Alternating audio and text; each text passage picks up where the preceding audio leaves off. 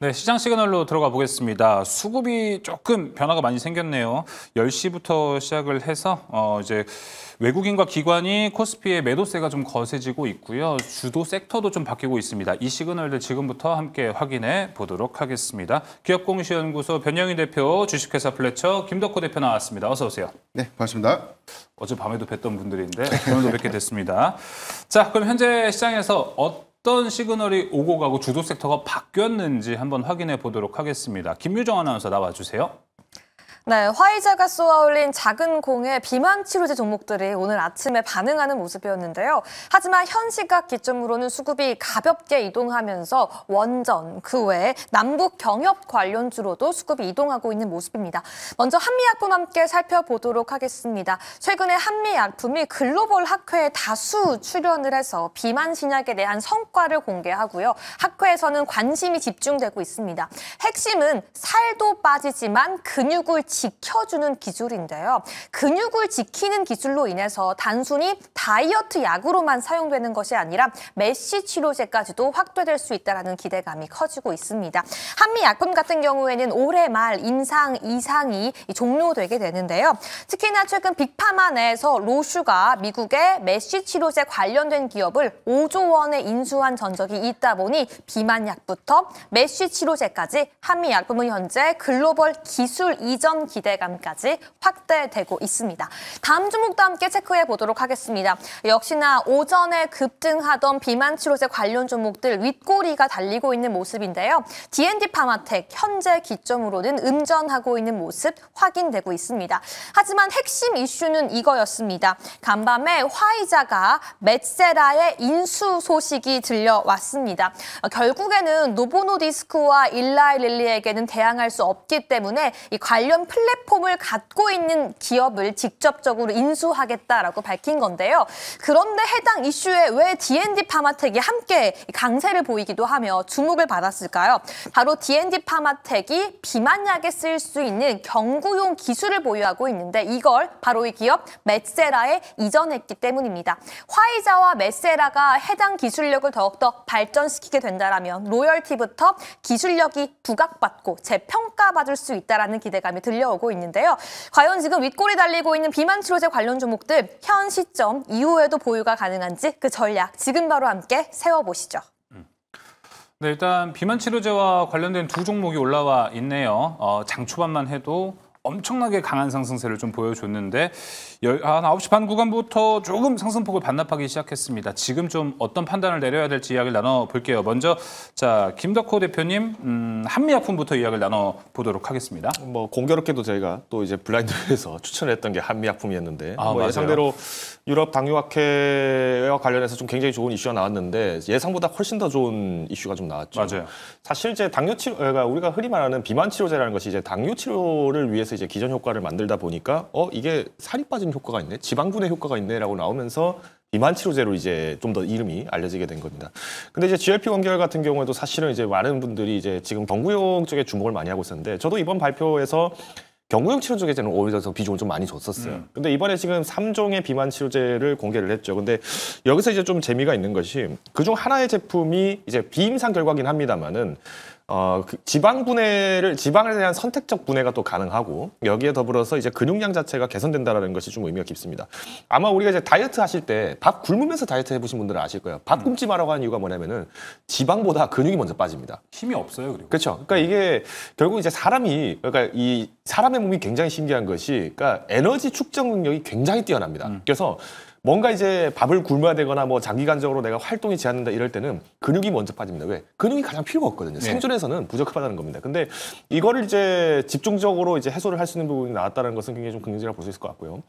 이 비만 치료제 중에서 이제 우리가 이제 세 가지 제품 중에서 이제 지금 이 근육량의 개선까지도 기대가 된다라고 하는 것이 HM17321 제품입니다. 그래서 요 약제 같은 경우에는 이제 아까 말씀드린 근육 증진 효과가 있다는 거는 사실 이제 판도를 많이 뒤집지 않겠느냐라고 하는 원인이 일단 빼고 나서 그다음 근육을 찌우자라는 게 사실은 그동안의 어떤 뭐 맞아요. 위고비라든가 젯바운드, 마운자로 이런 제품들이 다 똑같이 얘기를 했던 거예요. 그다음에 이제 두 번째 제품은 이제 두 번째로 이제 공개를 했던 이 HM1527호. 그러니까 이 제품 같은 경우에는 지금 이제 세마글루타이드, 그러니까 위고비와 대비를 했을 때도 실질적으로 체중 감소 효과가 굉장히 좀 컸더라. 그러니까 예. 우리가 항상 이제 대조군을 놓는데 우리가 지금 시장에서는 확실히 장악력이 굉장히 컸던 것이 위고비와 마운자로 젯바운드 이 세 가지 제품인데 이 세 가지 제품에 대비했을 때 지금 효능이 굉장히 많이 개선됐다고 한다는 거는 아무래도 이제 한미약품도 이제 본격적으로 이제 제품 승인만 난다라고 했을 때는 매출 받는 그렇게 어려움은 없을 것이다라고 보고 있어요. 근데 조금 이제 우려가 되는 것은 이제 오늘 이제 시장에서 굉장히 주가가 잘 반응을 했습니다. 이제 8%까지. 그러니까 뭐 이제 유럽 당뇨학회가 개시되기 전부터 한 30만 원대부터 시작을 했을 때 지금 현재 주가를 보면은 거의 한 30% 정도 이렇게 상승을 하는 가격인데 왜 여기서 지금 추가적으로 이제 탄력을 받기 위해서 무엇이 필요하냐? 결국은 임상 데이터가 필요하다는 겁니다. 예. 근데 우리가 이제 비임상이라고 하는 것도 결국에는 우리가 이제 뭐 원숭이라든가 뭐 생쥐라든가 이런 이제 포유류 쪽에서 이제 많이 대체 실험을 많이 찾고는 있습니다만은 일단 이제 여기서 만약에 어떤 이제 우려가 된다라고 한다면은 일단 임상 데이터에 대해서 다시 한번 요구를 했을 때 그러니까 인체의 어떤 유효성들이 정확하게 결부가 되느냐 이게 이제 관건이거든요. 사실 우리가 이제 어느 정도 비임상 결과를 가지고 유추는 할 수 있지만은 단기적인 입장에서는 지금 이제 주가가 한 30% 정도 상승을 하면서 차익 매물 좀 나올 가능성이 커요. 다행인 것은 이제 외국인과 기관이 좀 긍정적으로 순매수가 들어왔기 때문에 저는 개인 투자자 입장에서 만약에 이 종목을 갖고 있다. 그리고 지금 오늘처럼 주식 수익이 좀 잘 났다라고 하신다면은 단기적으로 한 번은 과감한 사익 실현을 할 때가 되지 않았나라고 보고 있어요. 그러니까 우리가 수급이 들어오기 때문에 더 잘 갈 거다. 이것도 맞는 말씀일 텐데 누군가 비싸게 불러줄 때 비싸게 파는 것도 하나의 전략적인 매매이지 않는가. 그래서 뭐 저는 이제 중장기적으로 또 한미약품이 좀 주가가 조정이 나왔을 때는 또 다시 한번 매수할 수 있는 기회는 충분히 있다라고 판단을 하고 있기 때문에 뭐 오늘 시장에서는 과감한 차익을 한번 누려보시자 말씀을 드리겠습니다. 단기적으로 봤을 땐 좀 차익 실현 구간이다. 한미약품 김덕호 대표의 의견이었습니다. 자, 그렇다면 한미약품은요. 여러분 그래도 지금 6%대 주가 흐름을 좀 버티고 있습니다. 반면에 D&D 파마텍으로 좀 넘어가 볼게요. 오늘 최고 11%대까지 올라갔는데 지금은 1.6162% 하락 전환을 했습니다. 자, 변영희 대표님 가장 중요한 얘기는 이걸 것 같아요. 그래서 이거 지금 재료 소멸이 된 겁니까? 어제 상한가를 좀 강하게 갔다 보니까. 네. 우선 재료 소멸이라는 관점보다는 어제 나온 보도까지는 인수를 좀 검토한다라는 소식이었고 오늘 업데이트된 내용은 인수를 뭐 거의 기정사실화했던 그쵸. 내용들. 그래서 이제 일단 세로노로 좀 작용될 수 있는 부분인데 어제 상한가에 대비를 했을 때 오늘 낙폭이 만약에 뭐 마이너스 15% 이상 정도에 대한 하락이 좀 나와준다면 이 부분을 세론이라든가 제로 소멸 관점으로 해석해 볼 수 있는데 오늘 어제 급격하게 좀 올라온 것에 대비해서에 대한 하락이 과연 좀 큰가 이 부분은 좀 아니다라고 좀 판단이 좀 되고 있고 다만 오늘 윗꼬리를 좀 달고 내려온 상황이죠. 52주 고가에 대한 흐름을 좀 이어가고 있다는 점 여전히 과수급을 좀 반영시키면서 주가의 상단을 유지하고 있다는 점은 좀 긍정적이지 않나라고 좀 판단되고 있습니다.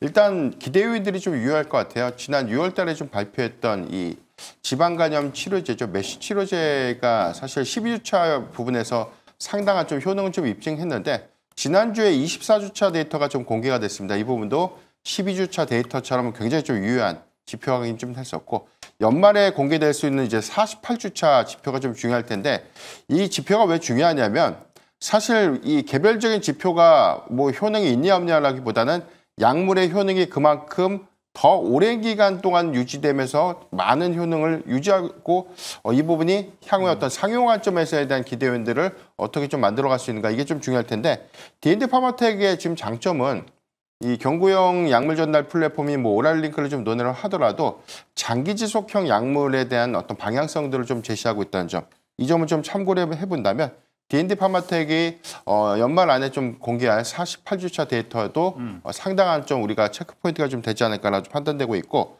두 번째는 이 메세라의 기술 이전에 관련된 어떤 성과들이 일단 이 경구형 약물에 관련된 어떤 승인 기대감 이 부분에 대한 임상 성과가 지금 메세라의 경우에는 동일하게 임상 1상과 지금 뭐 주사제 경구형을 좀 같이 좀 진행을 하고 있습니다. 그렇기 때문에 이제 이 부분에 대한 효능 입증 관점에서에 대한 기대 요인들인데 일단 화이자의 경우에는 일단 로티 글로폴린, 뭐 다노 글로폴린이라는 이제 두 가지 이제 파이프라인에 임상 시험을 사실상 좀 철회를 했습니다. 이 부분은 간 수치가 좀 높아지다 보니까 사실상 이제 간에 좀 부담이 되는 요인들 이 부분 때문에 비만 치료제에 관련된 파이프라인을 자체적으로 좀 폐기하는 것이 아닌가. 그래서 이제 메셀라의 어떤 인수 이후에 동사의 어떤 이 기술 가치가 조금 더 부각될 수 있겠고, 향후에 일단 뭐 주사 제형에 관련된 장기 지속형 약물은 일상에서에 대한 어떤 이 체중 감량 효과를 좀 입증했기 때문에 경구용 제제의 경우에 대한 발전 가능성들, 아마 좀 체중의 어떤 감량 효과가 일상 데이터에서에 대한 유의미한 어떤 성과를 확인할 수 있었다면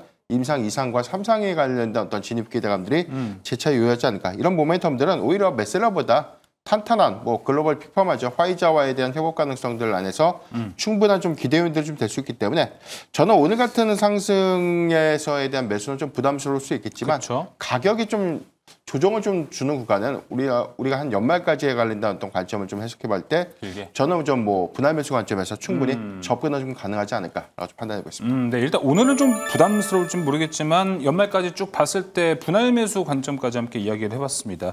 변유인 대표님, 뭐 추가 질문인데 오늘 제약바이오 안에서는 조금 수급 변화가 감지가 되고 있는 것 같아요. 비만 치료제가 일단 빠르게 올라갔다 빠르게 지고, 오늘 올라가는 종목들 뭐 큐리옥스 바이오 시스템, 에이프릴 바이오, 그리고 면역 항암제 이쪽에서 좀 상승세가 나오고 있는데 네.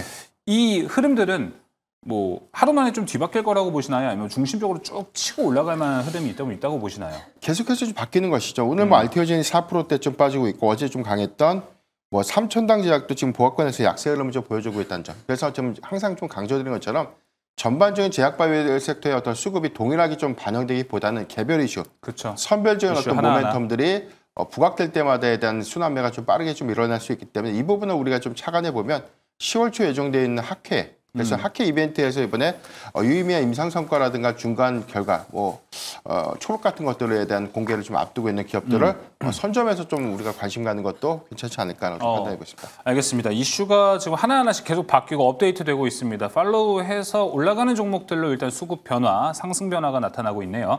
자, 일단 시그널 한번 살펴봤고요. 다음 시그널이 나타나고 있는 종목과 기업들 살펴보겠습니다. 김민정 아나운서 기다리고 있습니다. 네, 두 번째 시그널은 엔비디아의 수혜 기대감이 커지고 있는 기업들입니다. 일단 HD 현대 일렉트릭 함께 살펴보고 싶은데요. 전일까지는 횡보 또는 부진했던 전력 관련 종목들이 오늘 다시 한번 상승하고 있습니다. 일단 HD 현대 일렉트릭의 수주 소식이 전일 들려왔는데요. 텍사스와의 전력사와 계약을 했는데 무려 이 규모가 창사 이래 최대 규모입니다.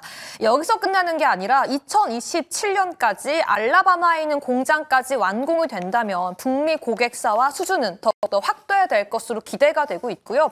가장 중요한 핵심 이슈는 이거겠죠. 간밤 있었던 엔비디아가 오픈 AI에게 투자한다라는 소식 속에서 전력 수요가 확대될 것이라는 기대감이 커지고 있습니다.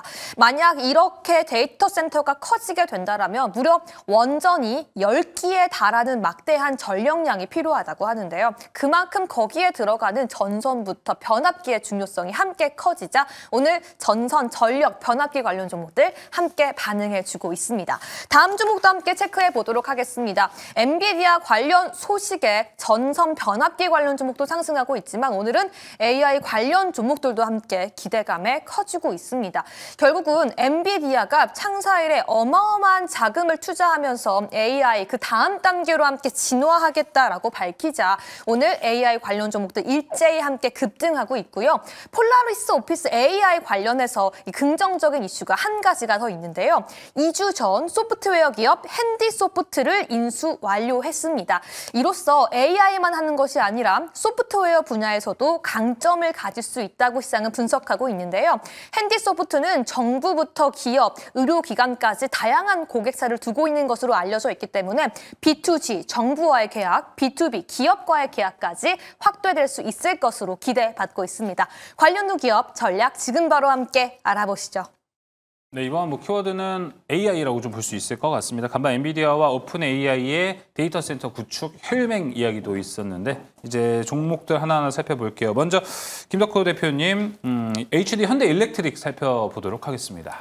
뭐 현대 일렉트릭뿐만 아니라 우리가 늘 뭐 변압기 관련 얘기 나오면은 그 효성 가득한 맨날 수익을 안겨다주는 효성 가득한 종목도 한번 같이 좀 거론을 해야 될 것 같은데, 뭐 효성중공업도 지금 계속 이제 신고가를 지금 만들어가고 있죠. 그러니까 전반적으로 우리가 이제 변압기라고 하는 것이 뭐 유럽의 이제 독일 그리고 한국이 이제 변압기를 이제 수출을 하는 유일한 국가라고 좀 보시면 될 것 같은데, 그러니까 우리가 흔히 말하는 이제 어떤 속률 변압기 이 정도 같은 경우에는 뭐 그렇게 어려운 문제는 아닙니다. 근데 이제 초고압 변압기 같은 경우에는 이제 송전량 그리고 이제 압량이 얼마나 되는가가 이제 굉장히 좀 중요한데 사실 우리가 이제 지금 주목을 했던 거는 자 AI 산업이 발달을 합니다. 그러면 AI 산업을 만들려고 하다 보면은 일단 이 AI를 개발을 해야 될 것이고 그래서 소프트웨어가 움직입니다. 그 다음에 이제 이 소프트웨어를 구동하려고 하다 보니까 지금 있는 반도체 칩으로는 연산 속도가 느리네. 그럼 이제 반도체가 가게 됩니다. 그 다음에는 전력 부분. 그리고 전력이 가고 나니까 전기는 많이 만들었는데 이걸 막상 보내려고 하다 보니까 돈과 시간이 많이 들더라. 그래서 이것을 효율적으로 보내자. 이게 이제 벼락기로 넘어가는 거죠. 그렇죠. 그러니까 결론적으로는 지금 시장이 뭐 계속 이제 현대일렉트릭이나 효성중공업이 계속 잘 가다 보니까 이게 언제까지 갑니까라고 얘기를 한다면 저는 지금 시점에서도 여전히 이런 기업들이 가치주가 좀 주목을 받는 원인은 AI 성장이 그만큼 가파르기 때문에 그런 거예요. 맞아요. 그러니까 사실 엔비디아도 그렇고 계속 이제 많은 사람들이 그러니까 뭐 엔비디아는 불패다라고 얘기를 하시는 분들이 굉장히 많은데 거기에 비해서 이제 그늘에 가려져 있는 이제 한국의 많은 기업들 중 하나가 이런 전력 설비 쪽이 굉장히 많았다는 거죠. 그래서 일단 현대일렉트릭 같은 경우는 이번에 이제 수주를 했던 물량을 보시면 아시겠습니다만은 뭐 당연히 전년 매출과 대비를 했을 때도 상당히 큰 규모를 받은 거예요. 그래서 오히려 지금 시점에서 봤을 때 이 2,700억 가량의 지금 수주를 했다라고 하는 것은 직전 연도가 이제 2024년도에 3조 3천억을 이제 수주를 했었는데 이 단일 프로젝트는 이 정도를 받았다고 한다는 것은 굉장히 큰 의미가 있다라고 보고요.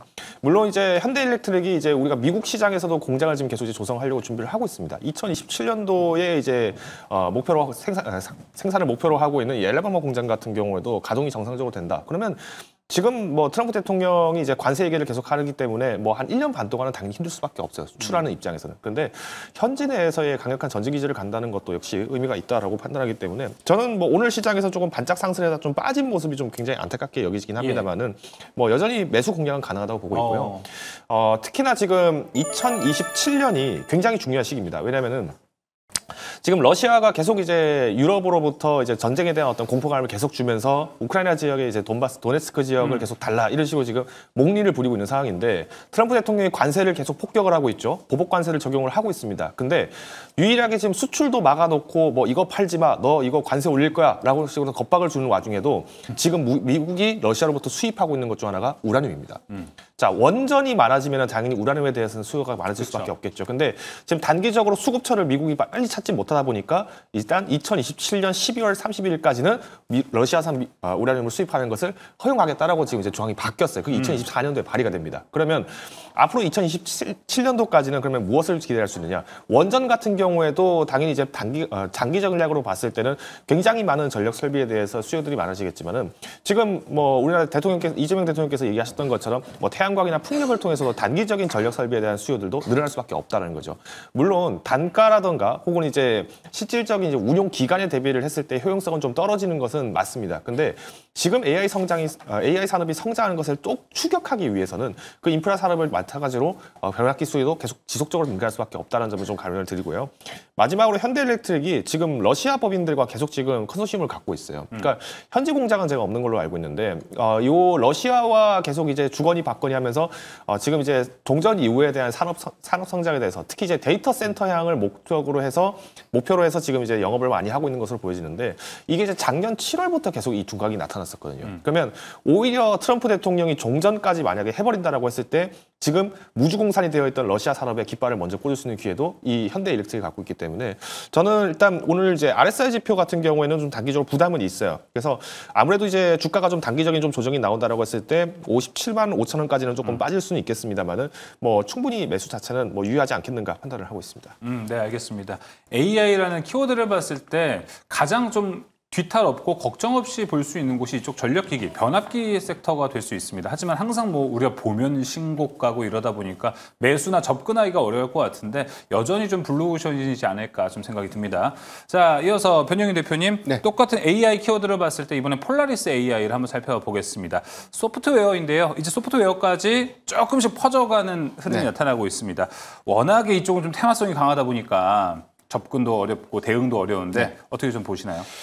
일단 이 AI 정책 기대감들이 좀 반영됐던 이후에 연속성은 다소 좀 없었다고 봅니다. 좀 AI 소프트웨어 특히나 뭐 중소형 관련 종목들에 대한 흐름들이 최근에서 주가 좀 다소 좀 정체되는 모습을 좀 보였고 오늘의 어떤 상승 부분들은 일단 뭐 블랙록 회장이 아시아 태평양 관련된 AI 허브 관련된 발언들 이런 부분들이 수급적인 어떤 기대감이 좀 부각되면서 오늘 장중 한 18% 정도 상승을 좀 했는데 현재는 상승폭을 좀 일부 되돌리는 모습을 좀 보여줬고, 다만 우리가 좀 내재해야 된 내용들을 봤을 때 AI 전략, 특히나 소버린 AI 정책들이 본격화되는 구간 안에서 오히려 정말로 좀 정책 수혜를 좀 받아가면서 외형을 확장시킬 수 있는가라는 관점에서 다시 우리가 좀 생각을 좀 해봐야 될 것 같은데, 동사의 사업 구조를 좀 봐야 될 것 같아요. 일단 2분기 기준에 대한 매출 포션이 한 57% 정도가 AI 사업에서 나오고 있지 않습니다. 키플링이라든가 이스트팩 같은 가방을 판매 유통하는 거기서 좀 매출이 좀 발생되고 있는데, 이마저도 최근 3년간 매출이 감소되고 있고요. 여기에 대해서 뭐 AI 공공 부분에 좀 공급하고 있는 AI 관련된 부분들이 일부 좀 사업 수혜가 있지만, 이 부분도 역시나 최근 반기 기준에서 봤을 때 영업 적자를 좀 기록하고 있다는 점.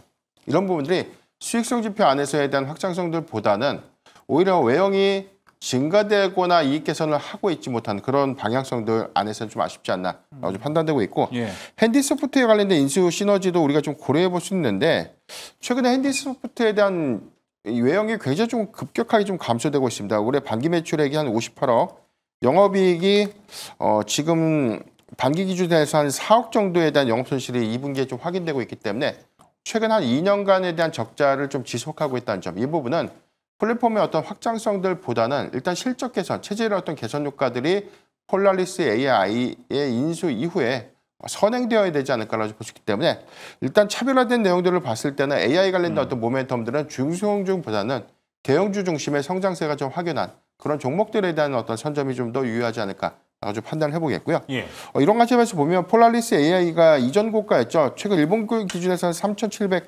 2월 달에 대한 상승폭인데, 지속적인 어떤 흐름들 보면 윗꼬리를 좀 달고 크게 좀 내려오고 있는 모습을 그렇죠. 보여주고 있기 때문에, 이번에도 역시 재차 단기적인 어떤 이벤트, 단기적인 어떤 이슈가 좀 부각되면서 상승을 좀 해준다면 전 비중을 좀 축소하는 반등식 분할 매도가 좀 유효하지 않을까라고 좀 판단하고 있습니다. 네, 뭐 일단은 헤드라인 자체는 되게 좋은 것 같아요. 오픈 AI와 엔비디아 140조 원 AI 투자, 이런 거 본다면 뭐 소프트웨어를 우리가 투자할 때도 되게 좋게 볼 수 있을 것 같은데, 폴라리스 AI도 사실 뭐 지금 실적이 나오는 기업은 아니다 보니까 네네. 10월 되면 실적 시즌 됐을 때 다시 한번 또 하락을 할 가능성도 있겠죠. 일단 크게 개선할 수 있는 부분들이 없기 때문에 뭐 크게 실적이 훼손되거나 그렇다고 크게 뭐 이익을 상쇄시킬 만한 그런 내용들은 없기 때문에 예. 내재적인 어떤 이 체질 개선이 좀 중요할 것 같아요. 그래서 이번에 그쵸. 핸디소프트를 좀 인수하고 난 이후에 어떻게 하면 AI 관련된 어떤 사업 역량들을 좀 강화시킬 수 있을까, 이 부분에 대한 네. 비전 또는 뭐 전략 제시가 좀 중요할 것 같고, 전체적으로 보면 폴라리스 그룹 안에서 AI 관련된 특화된 사업들이 일부 기업들을 좀 논외로 좀 한다면, 저는 뭐 동조된 어떤 수급으로만 좀 움직여지는 흐름들이 있기 때문에 AI 관련된 이슈가 좀 부각됐다고 해서 계속해서 우리가 좀 관심 갖기보다는 정말로 좀 성장세가 좀 확연한 뭐 삼성 그쵸? SDI 같은 그런 숫자가 좀 증명되고 있는 그런 종목들로 저는 뭐 종목 교체하는 것이 좀 유효하지 않을까 맞습니다. 판단하고 있습니다. 테마성이 있어도 좀 실적이 찍히고 있는 기업들이 있습니다. 잘 한번 확인해 보시면 좋을 것 같습니다. 자, 그렇다면 이제 다음 시그널로 넘어가 보겠습니다. 김효정 아나운서 나와 주세요. 네, 마지막 시그널은 AI가 거론될수록 에너지에 대한 이야기를 빼놓을 수가 없습니다. 에너지 관련 종목들 그 전략 함께 세워보시죠. 신성 ENG는 최근 반도체 섹터가 잘 가면서 반도체 클린룸이 계속해서 부각받기도 했었는데요. 오늘은 또 그 외에 이 사업 영위하고 있는 부분이 부각받고 있습니다. 바로 신성 ENG는 태양광 모듈 사업도 함께 영위하고 있는데요. 바로 새벽 사이에 이재명 대통령과 블랙록 CEO 사이의 회동 속에서 한국을 아시아 태평양 분야의 이 수도로 만들겠다라는 점, 그 안에 재생에너지 관련된 투자 확대 소식이 들려오자 오늘 신재생 관련 종목들 다시 한번 부각받고 있는 모습입니다. KB증권 역시 하반기부터는 대형 태양광 프로젝트가 재개될 수 있기 때문에 신재생 관련 종목들을 함께 집중 분석해야 한다라고 이야기하기도 했는데요. 다만 한 가지 체크해야 할 점은 신성 ENG 내에서 반도체 클린룸 사업에 대한 매출 의존도가 굉장히 크다라는 점은 함께 구분해서 기억해 보셔야 되겠습니다. 그럼 다음 종목도 함께 알아보도록 하겠습니다. 신재생도 함께 상승하고 있지만 원전 종목도 잊을 수는 없습니다. 오늘 우진도 함께 체크해 봐야 될 것 같은데요. 스웨덴 관련된 원전 소식이 들려왔죠. 이번 주 초에는 미국과 영국 사이의 원자력 이 협력 소식이 들려왔다라면 오늘은 1980년도에 탈원전을 선언하기도 했던 스웨덴이 앞으로 앞으로 향후 10년간 원전에 32.7조 원을 지원하겠다고 밝혔습니다. 결국에는 한국의 원전 관련 종목들도 기자재 공급 기대감이 커지고 있는 건데요. 우진 역시 원자력 계측기 분야의 강자인 만큼 오늘 그 상승수에 누리고 있습니다. 과연 에너지 분야의 두 종목들 어떤 전략 세울 수 있을지 지금 바로 함께 알아보시죠. 자, 신성ENG부터 먼저 가보도록 하겠습니다. 김덕호 대표님. 뭐 여긴 반도체도 있고 신재생도 좀 됐는데 오늘은 좀 신재생 쪽의 수급이 더 강하다고 봐야겠죠? 저는 오히려 신재생 쪽 같은 경우에도 이제 기대감은 굉장히 많은데 앞서서 이제 김준호 아나운서께서 말씀을 해주셨던 것처럼 비중이 굉장히 작습니다. 그러니까 이제 그 작았던 원인이 이제 그동안 사업의 육성에 대해서 이제 좀 다소 부정적인 환경이 많다 보니까 오히려 더 매출이 적극적으로 늘지 못한 거 아니냐. 뭐 이렇게 해석하시는 분들 굉장히 많으실 것 같고요. 무엇보다도 저는 이 아리백 정책에 대해서도 이제 앞서서 제가 원전 얘기 잠깐 하면서 네. 태양광 풍력 쪽에도 결국에는 이제 확대가 될 수밖에 없다라고 지금 말씀을 드렸던 것이 일단 우리나라도 우라늄이 나지는 않습니다. 우라늄이 나지가 않아요. 예. 결론적으로 이 우라늄을 다 어디서 수입하냐? 러시아에서 수입을 하고 있거든요. 그러다 보니까 사실 우리나라도 만약 원전이 뭐 원전 만능주의로 간다라고 해서 전력을 모든 걸 다 수급할 수 있는 방법은 아니기 때문에 당연히 이제 다각화 방법 중 하나로서 우리가 이제 뭐 태양광이라든가 풍력 쪽까지도 확대를 해야 된다. 그렇죠. 결국 이제 우리가 뭐 투자에서도 포트폴리오 다각화 하듯이 전력 설비에 대해서도 어떤 특정에 대해서 너무 이제 지나치게 의존한 것보다는 좀 이제 양분을 할 수 있는 게 굉장히 좋다. 뭐 이렇게 생각을 하시는 분도 많을 것 같아요. 근데 여기서 이제 저는 그러면 이 신성ENG가 최근에 주가가 올라간 것의 정책적인 부분들도 당연히 반영은 돼 있겠습니다만은 실질적으로 이 신성ENG의 주가를 부양해주고 있는 것은 과연 누군가라고 했을 때는 저는 삼성전자와 SK하이닉스의 호재라고 저는 보고 있거든요. SK하이닉스 같은 경우에는 이미 HBM4 라인을 이제 실질적으로 양산을 갖추고 있다. 그래서 구축이 가능하다라고 지금 판단이 되고 있는 상황이고 삼성전자 같은 경우에도 이제 이번에 HBM3가 관련해서 이제 엔비디아 이제 기술 관련해서 검증을 받았다라고 지금 기사가 나오면서 주가 계속 잘 가고 있는 거거든요. 근데 삼성전자도 오늘 장 초반에 굉장히 좋았습니다. 85,000원까지 갔다가 주가가 좀 빠졌는데 신성ENG 모습도 약간 비슷하게 나온 걸 봤을 때는 저는 오히려 지금 오늘 시장은 삼성전자의 영향을 좀 받지 않았는가. 저는 이렇게 좀 해석을 하고 있거든요. 근데 물론 이제 우리가 신성ENG 같은 경우에도 매출 포지션이 굉장히 좀 탄탄하게 나오고 있고 특히 이제 삼성전자가 P4 라인, 그러니까 평택 공장에 대해서도 지금 다시 이제 건설을 활발하게 하고 있다는 얘기가 나오다 보니까 추가적으로 클린룸이라든가 설비 라인들 그리고 장비주 라인에 대해서는 움직일 가능성이 좀 더 크지 않겠느냐는 기대감으로 좀 움직인 걸로 보여집니다. 저는 오늘 단기적으로는 조금 차익 매물이 좀 나왔기 때문에 뭐 여기서 지금 이제 주가가 주가가 저는 이제 조금 더 조정이 나온다라고 감안을 해본다라면은 1,800원까지는 좀 조정은 나올 수 있다라고 봐요. 그래서 저는 가능하시면은 오늘장 그래도 좀 상승이 났을 때 수익화를 좀 하셨다가 좀 조정 이후에 계속 이 종목을 좀 접근해 보시는 게 어떻겠냐 이야기를 드리겠습니다. 알겠습니다. 신성ENG 매도 전략 이야기 들어봤고요. 다음 종목 넘어가 보겠습니다. 오늘 원전주들이 다시 올라서는데 그중 군계 이력이 우진이네요. 네. 예. 오늘 52주 신고가에 대한 흐름이 좀 나왔는데 역사상 고가가 16,300원입니다. 이런 추세라면 좀 단기적인 어떤 이 역사상 좀 고가 경신 좀 유력하지 않을까라고 좀 판단되고 있는데 일단 글로벌 원전 정책에 대한 기조가 일단 하반기로 갈수록 굉장히 좀 이 현실화된 그래서 이제 우리가 SMR에 관련된 부분들도 상업화가 좀 지연되지 않을까라는 부분들. 그래서 연내 착공된 건수가 한 2건을 좀 시작으로 하고 있기 때문에 이제부터 부각될 수 있는 원전 모멘텀들이 점진적인 어떤 수급 반영을 이끌지 않나라고 좀 판단이 좀 되고 있고요.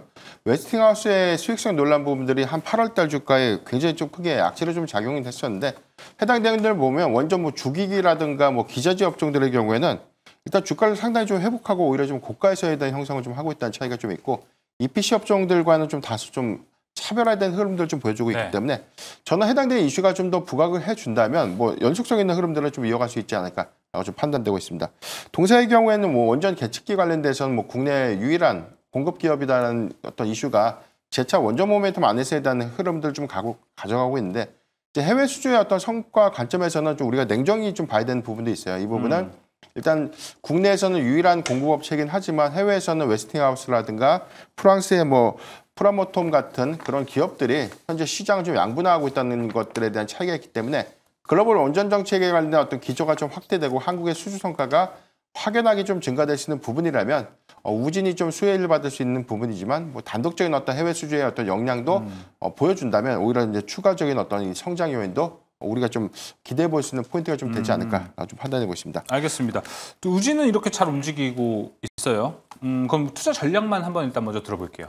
네, 일단 단기적으로 봤을 때는 지금 뭐 RSI 지표에서도 좀 단기 과열권에 좀 진입을 좀 했기 때문에 일단 이전 고가 16,300원대를 좀 강하게 조금 돌파를 좀 해준다면 상방 매물에 대한 부담이 저는 좀 제한적이다라고 좀 보겠고요.